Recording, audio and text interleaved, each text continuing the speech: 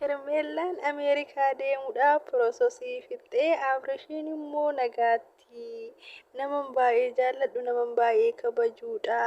Naman irraa siquu hin dandeenyedha. Kanaaf immoo isarraa siquudhaafi kanan murteesseen jira. Ameerikaa deemuu murteesseen jira. As keessa taa'ee isarraa siquu waan hin dandeenyeefi obsa godhachuu waan hin dandeenyeefi jabduu waan ta'uu hin dandeenyeefi isa biraa fagaadhee jabaachuu barbaada. Isa as taa'ee isa argaa jabaachuu hin danda'u. Kanaafummoo irraa siqeetoo Ameerikaa deemuu barbaada. Biyyoon akkana dhiyaattullee hedduutu jira. Garuu immoo biyyoota dhiyoo jirtu kanarraa deebi'uu waan hin danda'uufi fagaadheen deema jedhee waan murteesseefi Ameerikaa deema jedhee.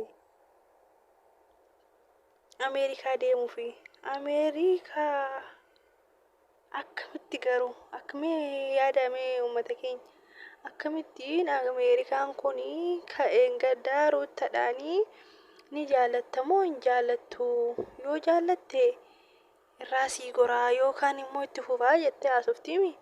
Guyyuma lamaan tana keessatti Ameerikaan piroosesiin xumuramee Abrishiin nagaatti jedhamuun dhufe. Herreegs. Wayne sabni odoo bifa qabaateetuma fakkaata Hermeellishaa. Annaa sitti haa tolu gaallee ta'e sitti haa tolu deemiyyuu jarri walitti haa deebitu. Nu akkas barbaanna Ruuttaaf Abrishii waliin jaallannaa jarri walitti haa deebitu. Annaa Ruuttaanii si jammarii Abrishiin jaallachuu dhiiste osoo hin taane suma jibbite akka dhirsa jibbite jechuudha. Annaa ani jettee jechuudha Hermeellishaanii akka dhufteeni. Har'aa qubna gara tokko qabadheen dhufe wanta gaariidha anaaf gaariidha jedhee yaadu tokko qabadheen dhufeette. Annaa nageenya irraafannee nageenyaaf jaalalli Waaqayyoo isiniif haa ta'u anis jira galata Waaqayyoo isinis bakka jirtanitti nagaa fayyaanaaf ta'an isiniin jedha. Annaa Hermeellishaanii har'aa kanan dhufee fi yaada gaarii fi akkasumas immoo yaada anaaf gaariidha jedhee yaadu tokkoon qabadhee dhufe. Innis maali hojjettanii gara Ameerikaa deemuudhaafi piroosesii minamina kanan jammaree jira. Sababbiin deemuufillee Abrishiin as taa'ee obsuu yookiin immoo isa dhiisuu waan hin dandeenyeefi Abrish irraa fagaachuu waan hin dandeenyeefi as keessa taa'ee Abrishiin laalaa isa obsuu waan hin dandeenyeefi nan jaalladha nan kabaja waan ta'eefi hin danda'u. As keessatti yaalii godhee waan hin dadhabeefi kanaafummoo asii deemee asii fagaadhee Abrish irraa siquu waan hin barbaadeefi. Wantoonni tokko tokko maaliif yoo jettanii hin jira jedhee gaafan hin jiru jedhu wantoonni kuni anammoo na miidhaa jira. Kanaafuu akka tana duraatitti miidhamee jechuu akka tana duraatitti nan dabarsoo hin jedhee osoo naaf danda'ame nan dabarsan ture garuu hin dandeenye. Tana duratti miidhamaa jiraachaa turte jechuudha. Isinii galee irsa namaa fudhatanii miidhameen jiraachaa ture. Miidhamu jettee yaaddee dura giiftii koo. Innaa haa ta'u yuumee akkuma jetteeyyuu haa ta'u annaa kanaafuyyuu Ameerikaa deemuudhaafi murteessinii abeeladhaan immoo mari'anneeti. Abeeladhaan mari'annee kan gara keessan dhufne Abrish immoo wanta kana quban qabu Abrish immoo yaamnee itti muufi. Wanta kana itti muufi kan Abrishiin mari'achuu yookiin immoo wanti itti muusoo hin taane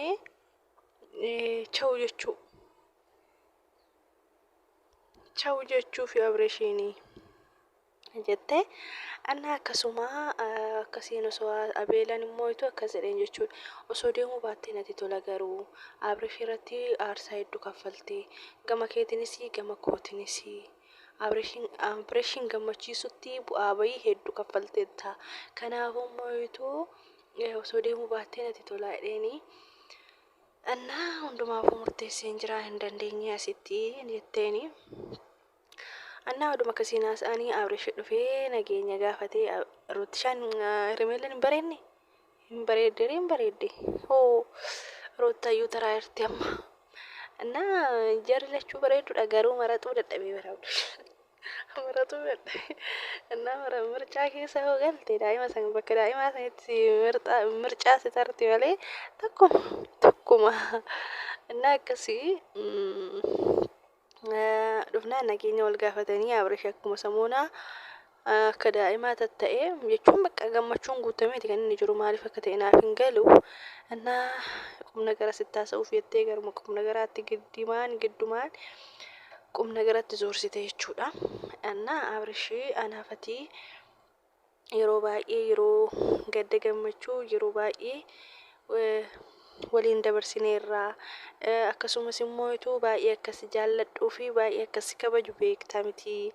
Garuu immoo ituu har'aa akkuma ta'etti akkuma sun ta'etti ta'ee ati garuu qalbiidhaan jammartee osoo qalladuu baanee natti tola ture. Haa ta'uyyuu malee kana keessatti akkaniin kabajaa fi jaalala siif qabu ni beektaa. Haa ta'uyyuu malee garuu immoo ituu wantoota tokko tokkoo fi akka sirraa fagaadhu na taasiseera. Wantoonni anis akka sirraa fagaadhu na taasisu immoo ituu beekamaadha.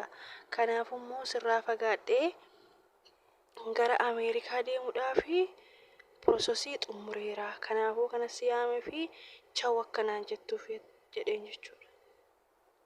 Itti kolfe dhugaa miti sobaa. Piroosesiin Ameerikaa guyyaa keessatti xumuramee buttaajaraan deemasi. Tanamicha naaf taate Abrash.